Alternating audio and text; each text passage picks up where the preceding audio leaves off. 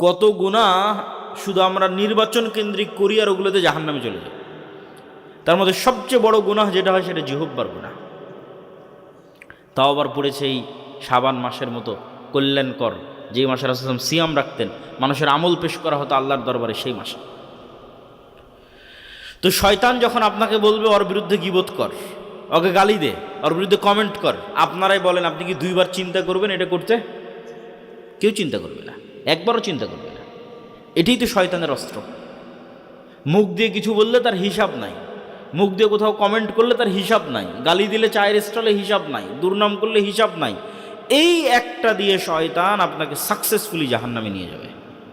মজার বিষয় হচ্ছে এই অস্ত্র যেমন জাহান্নামে যাওয়ার জন্য খুব কার্যকরী, এই অস্ত্র জান্নাতে যাওয়ার জন্য কার্যকরী। বলেন আল্লাহু আকবার। সবচেয়ে সহজে কোন ইবাদত সবসময় করা যায় বলেন? জিকির। জিকির করতে অজু করতে হচ্ছে না, জিকির করতে মসজিদে যেতে হচ্ছে না, জিকির করতে পবিত্র হতে হচ্ছে না। সবচেয়ে সহজে সব সময় যে ইবাদত করে দ্রুত জান্নাতে যাওয়া যায় তার নাম জিকির।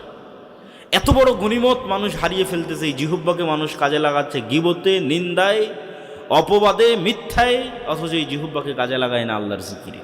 এর চেয়ে হতভাগা কে হতে পারে? জিকির কেন পাওয়ারফুল দেখেন, সালাতও কিন্তু জিকির। ওয়া আকিমিস সালাত লিযিকরি, সালাতও জিকির। জিকির কেন পাওয়ারফুল, কেন শক্তিশালী, কেন আমি আমার বহু বক্তব্যে বলেছি জিকির দিয়ে এমন অসম্ভব নাই যা সম্ভব নয়, এমন কোনো অসম্ভব নাই যা সম্ভব নয় জিকির দিয়ে। সুলাইমান আলাইহিস সালাতু ওয়াস সালাম বললেন রানী বিলকিসের সিংহাসন নিয়ে আসতে হবে। ক্বালা ইফরিতুম মিনাল জিন, ইফরিত নামক জিন বলল আপনি যেই মাজলিসে বসে আছেন এই মাজলিস থেকে ওঠার পূর্বেই আমি ওই সিংহাসন উপস্থিত করব। সুলাইমান আলাইহিস সালামের আরও দ্রুত দরকার, আরও স্পিডে দরকার। আল্লাযী ইনদাহু ইলমুম মিনাল কিতাব, যার কাছে কিতাবের স্পেশাল জ্ঞান ছিল, লাউহে মাহফুজের স্পেশাল কোনো নলেজ তার কাছে ছিল। সে বলল আপনার চোখের পলক পড়ার পূর্বে আমি সিংহাসন এখানে উপস্থিত করব। দেখেন আজকের যুগে চোখের পলকে ডাটা ট্রান্সফার হয়, এলিমেন্ট পার্টিকেল ট্রান্সফার হয় না। আমি বলতেছি এটা চোখের পলকে আমেরিকা এখন বাজতেছে লাইভ। মেসেজ দিব, চোখের পলকে অস্ট্রেলিয়া চলে যাবে, ইউরোপ চলে যাবে, সৌদি, ঢাকা, নরসিংদী। তাহলে তথ্য ট্রান্সফার হচ্ছে চোখের পলকে। আর কোরআনে এমন এক প্রযুক্তির আলোচনা হচ্ছে যেখানে একটা টিস্যু, একটা পণ্য, একটা জিনিস চোখের পলকে পার হয়ে যাবে। এই প্রযুক্তির ধারে কাছে মানুষ যেতে পারেনি। আল্লাহ সুবহানাহু ওয়া তাআলা ভালো জানে সেটা কি জ্ঞান ছিল। কিন্তু জিন নিয়ে আসতে চেয়েছিল গায়ের জোরে, আর ওই ব্যক্তি নিয়ে আসতে চেয়েছে জ্ঞানের জোরে। কিছু মুফাসসির লিখেছেন এটা বিশেষ কোনো জিকির ছিল, যেটা আজকে আমার এখন তরজমাতুল বাব হতে পারে, আল্লাহু আলাম। কেন এর চেয়ে পাওয়ারফুল আর কিছু আমার জানা নাই পৃথিবীতে, জিকিরের চেয়ে পাওয়ারফুল কিছু। কেন জিকির হচ্ছে আওয়াজ, আর আল্লাহ সুবহানাহু ওয়া তাআলার পৃথিবীর একটা আর একটার সাথে ইন্টার কানেক্টেড আওয়াজ দিয়ে, একটা আর একটার সাথে সংযুক্ত আওয়াজ দিয়ে। দু একটা দলিল দিলে আপনি বুঝতে পারবেন। আল্লাহ সুবহানাহু ওয়া তাআলা আসমান জমিন ধ্বংস করবেন, তার সিস্টেম আল্লাহই তৈরি করেছেন। যে ইসরাফিল বাঁশিতে ফু দিবে, সেই ফু থেকে আওয়াজ হবে, এই আওয়াজে সব ধ্বংস হয়ে যাবে, আল্লাহই তৈরি করেছেন। মানুষকে যখন আল্লাহ পুনরুত্থান ঘটাবেন তখন পুনরায় ইসরাফিলকে তৈরি করে তাকে বাঁশি দিয়ে সে বাঁশিতে ফু দিবে, মানুষের পুনরুত্থান ঘটবে দ্বিতীয় বাঁশির আওয়াজে, কিছু কিছু মতে তৃতীয় বাঁশির আওয়াজে, কিন্তু আওয়াজে। এবং আওয়াজের মাধ্যমে একটা আর একটার সাথে ইন্টার কানেক্টেড। তার সবচেয়ে বড় দলিল হচ্ছে ইউসাব্বিহু লিল্লাহি মা ফিস সামাওয়াতি ওয়া মা ফিল আরজ, আসমান জমিন এবং তার মধ্যে যা কিছু আছে, ধূলিকণা, বালিকণা, কীট পতঙ্গ, পঙ্গপাল, জড়বস্তু, জড় পদার্থ, এই প্যান্ডেল, এই মাইক, এই চেয়ার, এই গায়ের জামা, এই টিস্যু, এই পোস্টার, এরা 24 ঘন্টা আল্লাহর তাসবিহ পাঠ করতেছে। এই তাসবিহ পাঠের আওয়াজ আছে, এখান থেকে আওয়াজ বের হচ্ছে, তাসবিহ আওয়াজ। আমি শুনতে পাই না কেন? পিঁপড়ার চলার আওয়াজ যেমন শুনতে পাই না, কবরের আযাব যেমন শুনতে পাই না, কিন্তু এরা সব বা আওয়াজ আল্লাহ সুবহানাহু ওয়া তাআলার তাসবিহ পাঠ করতেছে। তো আওয়াজ হচ্ছে পৃথিবীর এক জীব জন্তু, জড়বস্তু, জড় পদার্থের সাথে আর একটার কানেকশনের মাধ্যম হচ্ছে আওয়াজ। এই জ্ঞান আল্লাহ সুলাইমান আলাইহিস সালামকে দিয়েছিলেন, আর পৃথিবীতে পরে কাউকে দেননি, আমাদেরকেও দেননি। আপনারা কিন্তু এখন বাংলা শুনতেছেন না, আসলে আওয়াজ শুনতেছেন। এখন যদি এখানে একটা চাইনিজকে নিয়ে এসে বসিয়ে দিই, ও শুধু আওয়াজই শুনবে। আর যদি এখন একটা চাইনিজ বক্তব্য দেয় এখানে, তা আপনারা শুধু আওয়াজ শুনবেন। এটা আলটিমেটলি একটা আওয়াজ। আর আমি যখন কোরআন তেলাওয়াত করতেছি, এটা একটা আওয়াজ। যেমন বাংলা একটা আওয়াজ, এটা একটা আওয়াজ, আমি উচ্চারণ করতেছি। যখন আমি ইংরেজিতে চলে যাচ্ছি, ওটা একটা আওয়াজ। তাহলে গরু চিৎকার করতেছে, ওটা একটা আওয়াজ। পাখি কথা বলছে, এটা আওয়াজ। এই প্রত্যেকটা আওয়াজের মিনিং আছে। আমার এই বলা আওয়াজের মিনিং আপনি বুঝতেছেন, কারণ আপনি জানেন তাই। কিন্তু এখানে চাইনিজ এসে বক্তব্য দিলে আপনি জানেন না, তাই ওটা আওয়াজ। তো ওই রকমই পাখির আওয়াজ, ওই রকমই গরুর আওয়াজ। কিন্তু ওই গরুর আওয়াজের মিনিং আছে, এটা আল্লাহ সুলাইমান আলাইহিস সালামকে শিখিয়েছিলেন। পিঁপড়ার আওয়াজ আছে, সে আওয়াজ সুলাইমান আলাইহিস সালাম শুনেছেন। সে আওয়াজের বর্ণনা আল্লাহ কোরআনে দিয়েছেন। পিঁপড়ার কথোপকথন, যেখানে আমরা পিঁপড়ার চলার আওয়াজই শুনতে পাই না। তাহলে আপনি যদি তাসবিহ পাঠ করেন, এরাও বুঝে। আজানের বিষয়ে রাসূল সাল্লাল্লাহু আলাইহি ওয়াসাল্লাম বলেছেন, যতদূর পর্যন্ত আজানের আওয়াজ যাবে, ততদূর পর্যন্ত সব জীবজন্তু, জড়বস্তু, জড় পদার্থ কিয়ামতের মাঠে মুয়াজ্জিনের পক্ষে সাক্ষী দিবে। কেন? ওরা আজানটা বুঝে, আজান জিকির, ওরা ওই তাসবিহ বুঝে, শোনে। আমাদের কাছে আল্লাহ সুবহানাহু তাআলার পক্ষ থেকে পাঠানো উম্মতে মুহাম্মাদের জন্য সবচেয়ে বড় নিয়ামত হচ্ছে কোরআন। কেন? কোরআন স্বয়ং আল্লাহর আওয়াজ, আল্লাহর শব্দ, আল্লাহর বাক্য। এই জন্য এটা সবচেয়ে পাওয়ারফুল, এই জন্য এটা সর্বশ্রেষ্ঠ জিকির। কিন্তু উম্মতে মুহাম্মাদের হতভাগা যে তারা এই জিনিসগুলোকে মূল্যায়ন করতে পারলো না। তারা কোরআনকে মূল্যায়ন করতে পারলো না, জিকিরকে মূল্যায়ন করতে পারলো না, সকাল সন্ধ্যার জিকিরকে মূল্যায়ন করতে পারলো না, সালাতকে মূল্যায়ন করতে পারলো না। সালাত পৃথিবীর সর্বশ্রেষ্ঠ মাধ্যম, সর্বশ্রেষ্ঠ উপায়। বুঝার সহজের জন্য বলতেছি টেকনোলজি। টেকনোলজি মানে কি? কোনো কিছুর উপায়, কোনো কিছুর মাধ্যম, কোনো কিছুর প্রযুক্তি, সেটাই ওসিলা, কোনো কিছুর ওসিলা। সালাত পৃথিবীর সর্বশ্রেষ্ঠ মাধ্যম, সর্বশ্রেষ্ঠ উপায়, যা দিয়ে এই জমিনে বসে থেকে 7 আসমানের উপরে থাকা রব্বুল আলামিনের সাথে সরাসরি যোগাযোগ করা যায়। এর চেয়ে বড় শ্রেষ্ঠ উপায় পৃথিবীতে আর নাই। এর চেয়ে বড় শ্রেষ্ঠ যোগাযোগ মাধ্যম আর পৃথিবীতে নাই। মানুষ যখন সালাতে দাঁড়ায়, দৃষ্টি যখন সিজদায় থাকে, অন্তর যখন দুনিয়ার কথা চিন্তা করে না, আল্লাহর কথা চিন্তা করে, তখন বান্দাও আল্লাহর মুখোমুখি হন, যতক্ষণ বান্দা না দুনিয়ার অন্য কোনো কথায় চলে না যাচ্ছে। আপনাদের ভাষায় যদি বলি, তাহলে আল্লাহ সুবহানাহু ওয়া তাআলার সাথে আপনি লাইভ কানেক্টেড হন। আল্লাহ সুবহানাহু ওয়া তাআলা তার বান্দার সাথে লাইভ সম্পৃক্ত হন, সংযুক্ত হন সালাতে। এই জন্য নবী রাসূল যে কোনো বিপদে পড়ে সালাতে দাঁড়াতেন, যে কোনো কিছু বিজয়ের জন্য সালাতে দাঁড়াতেন। মুহাম্মদ সাল্লাল্লাহু আলাইহি ওয়াসাল্লাম বদরের বিজয়ের জন্য রাতের সালাতে সারা রাত একজন ঘুমাননি, তিনি মুহাম্মদ সাল্লাল্লাহু আলাইহি ওয়াসাল্লাম। আর সবাই হালকা পাতলা হলেও ঘুমিয়েছে, উনি রাতে সালাতে দাঁড়িয়েছিলেন সারা রাত। কেন? উনি জানতেন এটা দিয়েই আল্লাহর সাথে যোগাযোগ তৈরি হয়, এটার মাধ্যমেই আল্লাহর সাহায্য পৃথিবীতে নেমে আসবে। কিন্তু উম্মতে মুহাম্মাদি মনে করেছে না, তারা সালাত আদায় না করেই শুধু ভোট দিয়ে ইসলাম বিজয় করে ফেলবে। সালাত নাই, আল্লাহর সাথে বান্দার কোনো সম্পর্ক নাই, কোনো কানেকশন নাই। আল্লাহ সুবহানাহু ওয়া তাআলার গন্তি এবং কাউন্টের মধ্যে বান্দা নাই। এই জন্য দুইটা ইবাদত যা উম্মতে মুহাম্মাদির কাছে আছে সবচেয়ে পাওয়ারফুল, সবচেয়ে শক্তিশালী। যে কোনো বিপদে, যে কোনো বড় কাজে, যে কোনো সফলতায় উম্মতে মুহাম্মাদির যে জিনিস সম্ভব নয়, সে জিনিসকে সম্ভব করে দিবে। দুইটা জিনিস, যদি 5 ওয়াক্ত সালাতের পাশাপাশি রাতের সালাতে অভ্যাসী হয়, যদি সকাল সন্ধ্যার জিকিরে অভ্যাসী হয়, পৃথিবীর কোনো বাধা তার সামনে আর বাধা বলে বিবেচিত হবে না। সকল বাধা সে অতিক্রম করে যাবে, সকল বাধা। প্রিয় উপস্থিতি, প্রিয় মুসল্লিবৃন্দ, তো আমি শাইখের কথা থেকে এই পর্যন্ত চলে আসলাম। এই পর্যন্ত আসা কথার সারমর্ম হচ্ছে জিকির, নফল সিয়াম, সালাত। শাবান মাসে এই জিনিসগুলো আপনাদের গুরুত্ব দিতে হবে। এবার একটু আব্দুর রহমান যে বিষয়ে কথা বলতেছিল সেটা বিষয়ে একটু বলি। আব্দুর রহমান যে বিষয়ে আলোচনা করছিল সেটাও খুবই গুরুত্বপূর্ণ, যে বাংলাদেশের মুসলমান অথবা ভারত উপমহাদেশের মুসলমান তাদের যে ধোঁকা খাওয়ার ইতিহাস, এই ইতিহাসটা যে আব্দুর রহমান সংক্ষিপ্ত সময়ের মধ্যে সাদিকপুরের পাটনার পরিবার থেকে একদম এই পর্যন্ত সংক্ষিপ্ত সময়ের মধ্যে তুলে ধরেছে। এই যে ধোঁকা খাওয়ার ইতিহাস, 1757 সালের 23শে জুন পলাশির আম্রকাননে মুসলিম সালতানাতের যে অধপতন শুরু হয় এবং 1857 সালের সিপাহী বিদ্রোহে যেটা প্রকৃত বাস্তব রূপ পায়, তারপরে 100 বছরের যে জিহাদ, 200 বছরের যে জিহাদ আন্দোলন, 1947-এ যেটা সামান্যতম নামকাস্তে হলো পাকিস্তান এবং বাংলাদেশ নামে দুইটা রাষ্ট্রের তৈরি হয়।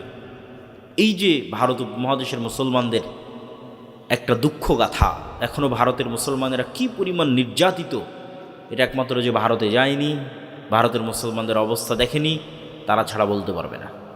ভারতের মুসলমানদেরকে কি পরিমাণ হীনম্মন্যতায় ভুগতে হয়, আত্মবিশ্বাসের অভাবে ভুগতে হয়, আইডেন্টিটি ক্রাইসিস, মুসলিম পরিচয় দিবে এই আইডেন্টিটি ক্রাইসিসে ভুগতে হয়, এটা কল্পনা করতে পারবেন না আপনি। কিন্তু 1947-এ পাকিস্তান আর বাংলাদেশ কেন প্রতিষ্ঠা হয়েছিল জানেন? সেম মক্কা এবং মদিনার হিজরতের কাহিনীকে সামনে নিয়ে এসে তৈরি করা হয়েছিল। এটা ইতিহাস ঘেটে পড়তে পারে। আজকের আপনাদের সৈয়দপুরে যারা বিহারি আছে, মিরপুরের যারা বিহারি আছে, এরা ছিল মহাজির। এই সেম মহাজির আপনি করাচিতে পাবেন। করাচিতে মহাজিরদের আলাদা গ্রুপ ও দলও আছে। এরা মহাজির মানে এদের দেশ কিন্তু ভারত, দেশ কিন্তু এদের পাকিস্তান না। অনেকেই বিহারিদের মনে করে পাকিস্তানি, এটা ভুল। এদের দেশ ভারত। 47 এরা মনে করেছে যে মুসলমানদের নামের ওপর একটা দেশ হচ্ছে, অতএব চলো আমরা সেই দেশে যাই।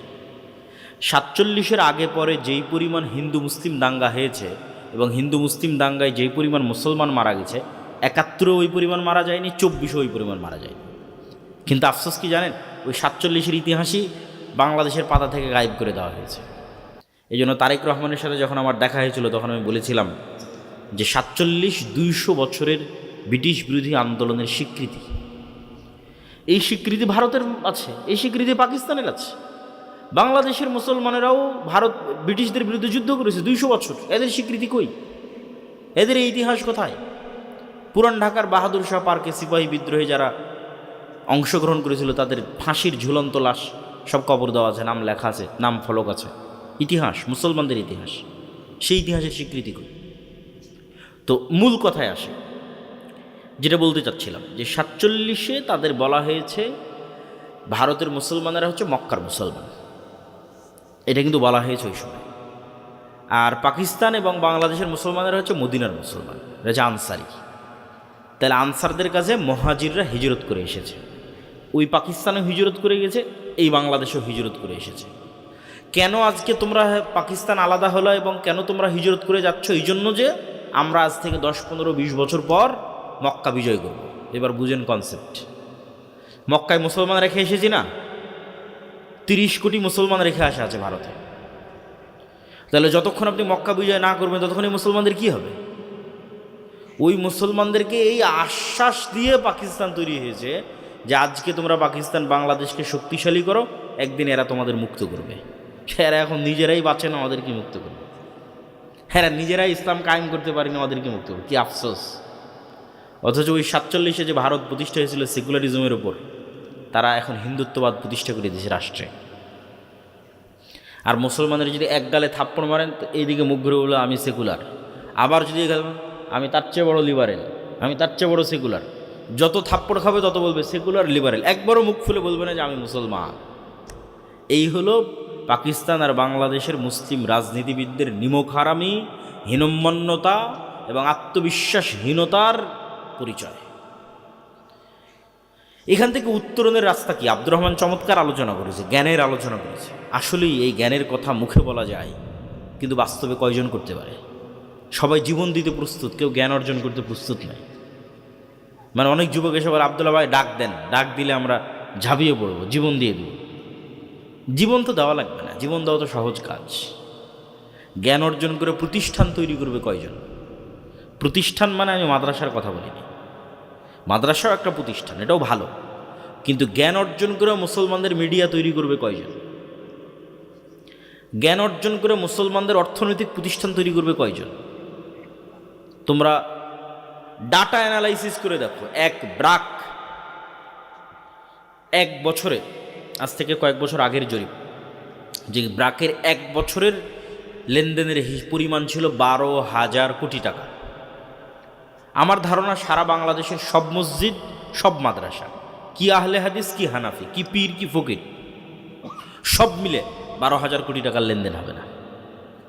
তাহলে কত শক্তিশালী একটা অর্থনৈতিক প্রতিষ্ঠান হতে পারে যারা এক বছরে 12,000 কোটি টাকার লেনদেন করতে পারে?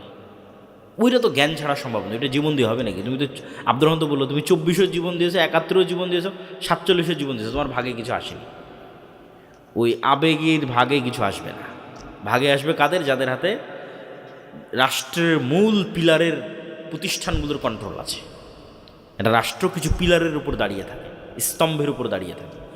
ওগুলোর যে বড় বড় প্রতিষ্ঠান আছে ওগুলোর কন্ট্রোল তুমি যতক্ষণ না নিবা, এটা রাসূল সাল্লাল্লাহু আলাইহি ওয়াসাল্লাম ভালো বুঝতেন। উনি মদিনায় গিয়ে দেখেন মদিনার সব টাকা পয়সার কন্ট্রোল ইহুদিদের হাতে, আর আনসারিরা হচ্ছে কৃষক, এরা ব্যবসা বুঝে না। তাহলে এই আনসারিদের দিয়ে টাকা পয়সার কন্ট্রোল হবে না? আর টাকা পয়সার কন্ট্রোল ছাড়া নামকা অস্তে মদিনা সনদের প্রধানমন্ত্রী থেকে মুহাম্মদ সাল্লাল্লাহু আলাইহি ওয়াসাল্লাম দেশ চালাতে পারবে না। 24 ঘন্টা ইহুদিদের কাছে মাথা নত রাখতে হবে টাকার জন্য। ইহুদিরা তখনও সুদের কারবার করত। তো মুহাম্মদ সাল্লাল্লাহু আলাইহি ওয়াসাল্লাম মুহাজিরদের, আনসারদের বললেন তোমাদের সম্পত্তি যা আছে কেউ 3 ভাগের 1 ভাগ, কেউ 2 ভাগ, কেউ অর্ধেক মুহাজিরদের দাও। এরা ব্যবসা জানে, এরা ব্যবসা করতে পারবে। ব্যবসা করলে টাকার কন্ট্রোল আমার সাহাবীদের হাতে আসবে, মানে আমার হাতে আসবে। সাহাবীরা ব্যবসা শুরু করলেন। চোখের পলকে রাসূল সাল্লাল্লাহু আলাইহি ওয়াসাল্লামের জীবদ্দশাতে আব্দুর রহমান বিন আউফ, জুবাইর ইবনুল আওয়াম, এরা রাসূল সাল্লাল্লাহু আলাইহি ওয়াসাল্লামের জীবদ্দশাতে উসমান ইবনে আফফান, এরা কোটিপতি, মাল্টিবিলিয়নার। রাসূল সাল্লাল্লাহু আলাইহি ওয়াসাল্লামের একটা কুয়া দরকার ছিল মসজিদ নববীর নিকটস্থ, যেটাতে মুসলমানদের ওযু করবে, গোসল করবে। সেই কুয়া ওসমান রাদিয়াল্লাহু তাআলা আনহু কিনে দিয়েছেন। ওই কুয়ার মালিক ইহুদি ছিল। তাহলে ওই কুয়া যদি না কিনতে পারতো, ইহুদির কাছে গিয়ে অনুমতি চাইতে হতো, ভাই তোমার কুয়া ব্যবহার করবো, অনুমতি দাও। এটা হলো অর্থনৈতিক দাসত্ব। তাহলে যতক্ষণ আপনি পিলারগুলোর কন্ট্রোল নিজের হাতে না নেবেন, আপনি যতই আন্দোলন করেন, যতই জীবন দেন, এই রাষ্ট্র আপনার হাতে আসবে না। এটা মুহাম্মদ সাল্লাল্লাহু আলাইহি ওয়াসাল্লাম ভালো জানতেন। বদরের যুদ্ধ অবশ্যই ধর্মীয় যুদ্ধ, কিন্তু বদরের যুদ্ধের কারণগুলোর মধ্যে দেখেন আবু সুফিয়ানের ব্যবসায়িক কাফেলা বন্ধ করে দেওয়া হয়েছে। কারণ যেখান থেকে যুদ্ধটা শুরু হচ্ছে, আবু সুফিয়ান মক্কায় রিটার্ন ব্যাক করতে পারতেছে না। সেখান থেকে বার্তাবাহক চিঠি নিয়ে গেছে আবু জাহালের কাছে যে মুহাম্মদ সাল্লাল্লাহু আলাইহি ওয়াসাল্লামের সাহাবীরা তার ব্যবসায়িক যাত্রা বন্ধ করে দিয়েছে, বাঁচাতে হবে। কেননা বিজনেস রুট বন্ধ হয়ে গেলে মক্কার মানুষের টাকার কন্ট্রোল কমে যাবে। মুহাম্মদ সাল্লাল্লাহু আলাইহি ওয়াসাল্লামের রাস্তার উপর দিয়ে তোমাকে ব্যবসা করতে হবে। তাহলে বিজনেস রুটের কন্ট্রোল আমার হাতে, মানে টাকার মালিক আমি। প্রিয় উপস্থিতি, এই জন্য বেকার মুসলমানের হাতে আল্লাহ সুবহানাহু ওয়া তাআলা ক্ষমতা দিবেন না। বসে থাকা মুসলমানের হাতে আল্লাহ সুবহানাহু ওয়া তাআলা ক্ষমতা দিবেন না। টাকা উপার্জন করতে হবে, সময় নষ্ট করার সুযোগ নাই। 24 ঘন্টা কাজে লাগাতে হবে প্রোডাক্টিভ ওয়েতে। ওই যে নিন্দা, গীবত, মিছিল, মিটিং, বিড়ি, সিগারেট, টাকা দিলে ভোট কেন্দ্রে চলে যাওয়া, এগুলো সব আত্মসম্মান বিক্রি করা এবং সময় নষ্টের কাতারে পড়ে। ওই সময়টা প্রকৃত জায়গায় কাজে লাগাতে হবে, জ্ঞান অর্জনে কাজে লাগাতে হবে, ব্যবসায় কাজে লাগাতে হবে, টাকা উপার্জনে কাজে লাগাতে হবে। উম্মতে মুহাম্মাদি ব্যবসায়ী জাতি, উম্মতে মুহাম্মাদি চাকরিজীবী কম ছিল না। আল্লামা ইকবালও তার অ্যানালাইসিসের মধ্যে লিখেছেন, নাহি মাকাম কি খুগর তবিয়তে আজাদ, হাওয়ায়ে সাইরে মিসালে নসিম পায়দাকার। যে একটা নির্দিষ্ট কাজ নির্দিষ্ট এলাকার মধ্যে সীমাবদ্ধ হয়ে থেকে যাবে, এটা মুসলমান নয়। মুসলমান হচ্ছে সকালবেলার বাতাসের হাওয়ার মতো, যার কোনো সীমানা নেই, যার কোনো বর্ডার নেই। কোন সাহাবিকে আপনি পাবেন যার নিজ শহরে মৃত্যু হয়েছে, যার নিজ বাড়িতে মৃত্যু হয়েছে? খুব কম সংখ্যক সাহাবিকে পাবেন। সব কোনো বর্ডার বিহীন, যে যেদিকে পেরেছে সে সেদিকে দাওয়াত নিয়ে ছুটে গেছে। কেউ ব্যবসা নিয়ে, কেউ জিহাদ নিয়ে, কেউ বসরায়, কেউ কুফায়, কেউ ইরাকে, কেউ নিশাপুরে। কাউকে নিজ শহরে পাবেন না। এগুলো মুসলমানদের স্বভাব ছিল এরকম। ব্যবসা করতে করতে চলে গেছে ইন্দোনেশিয়া পর্যন্ত, চলে গেছে ব্রুনাই পর্যন্ত, সেই পর্যন্ত চলে গেছে ইসলামের দাওয়াত। কিন্তু আজ মুসলমানেরা চাকুরিজীবী হওয়াতে তাদের এই স্বাধীন চেতা স্বভাব নষ্ট হয়ে গেছে। চাকুরিজীবী থাকবে, সমাজের এক অংশ চাকরি করবেই, কিন্তু ব্যবসায়িক উদ্যোগ নিতেই হবে। এটা মুহাম্মদ সাল্লাল্লাহু আলাইহি ওয়াসাল্লামের সাহাবীদের অন্যতম বৈশিষ্ট্য। তো আমি বলছিলাম আব্দুর রহমান যে আলোচনা করেছে, চমৎকার আলোচনা করেছে। জ্ঞান অর্জন করতে হবে, অর্থনৈতিকভাবে সক্ষম, ভারসাম্যপূর্ণ হতে হবে। যেমন আব্দুর রহমান জ্ঞানের শক্তির কথা বলেছে, অর্থের শক্তিও আপনি দেখতে পাচ্ছেন যে আজকের পৃথিবীর সকল শক্তির কেন্দ্রবিন্দু হচ্ছে ডলার ভিত্তিক অর্থনীতি। আপনি নিশ্চিত থাকেন এই ডলার ভিত্তিক অর্থনীতির যেই দিন পতন হবে ওই দিন আমেরিকার পতন হবে, যেদিন আমেরিকার পতন হবে ওই দিন ডজন খানেক মুসলিম রাষ্ট্রে ইসলামী খেলাফা কায়েম হয়ে যাবে, সময় লাগবে না, আধা ঘন্টা থেকে 1 ঘন্টার মধ্যে প্রতিষ্ঠা হয়ে যাবে, 1 ঘন্টা থেকে 2 দিন 1 সপ্তাহের মধ্যে প্রতিষ্ঠা হয়ে যাবে। কেননা এগুলোতে গণতন্ত্র টিকিয়ে রেখেছে এই সমস্ত সকল দেশের আব্বা আমেরিকা। তো এই জন্য তাদের হাতে কন্ট্রোল কি? টাকার কন্ট্রোল। মুসলমানদেরকে এই জন্য অবশ্যই ব্যবসায়ী জাতিতে পরিণত হতে হবে এবং টাকা উপার্জন করতে হবে। তার পাশাপাশি আর কি করতে হবে? আর একটা কথা না বললেই নয়, শুরুতে সালাতের কথা বলেছি, জিকিরের কথা বলেছি, এগুলো না থাকলে তো আল্লাহর সাহায্যই আসবে না, সাহায্য না আসলে বিজয়ের নামগন্ধই আসবে না। আর একটা বলে বক্তব্য শেষ করব, ইমান বিল গাইবে ইয়াকিন, পরিপূর্ণ তাওহীদ। পূর্ণাঙ্গ তাওহীদ হচ্ছে ইব্রাহিম আলাইহিস সালামের তাওহীদ। ये दौर अपने बराहिम की तलाश में है। আল্লামা ইকবাল লিখেছেন, আজকের যুগে মুসলমানদের সকল সমস্যার সমাধান মুসলমানদের মধ্যে একজন ইব্রাহিম আলাইহিস সালাম লাগবে। ইব্রাহিম আলাইহিস সালামের মতো তাওহীদপন্থী একজন মুসলমান লাগবে। মুসলমানদের মধ্যে তাওহীদপন্থী মুসলমান নাই। বিভিন্নভাবে উদাহরণ দিতে পারবো। যারা তো কবরে যাচ্ছে, মাজারে যাচ্ছে, পূজায় যাচ্ছে, শিরক করছে, বেদাত করছে, তাবিজ কবজ ব্যবহার করছে, এদের কথা তো বাদই দিলাম। ধরেন আপনি আহলে হাদিস এবং সালাফি, আপনি এরকম বড় কোনো শিরকে লিপ্ত হন না, তারপরেও বলবো পূর্ণাঙ্গ তাওহীদ কি আপনি বুঝতে পারেন। আপনার ইলাহ ওই কবরে শুয়ে থাকা বাবা নয়, আপনার ইলাহ মাটির উপরে থাকা মা কালী, মা দুর্গাও নয়, আপনার ইলাহ তাবিজ কবজও নয়, কিন্তু আপনার ইলাহ যে আপনার নিজের নাফসকে বানিয়ে নিয়েছেন। ইলাহু হাওয়া, নিজের মনের প্রবৃত্তিকে যে ইলাহ বানিয়ে নিয়েছেন, তাহলে কেমন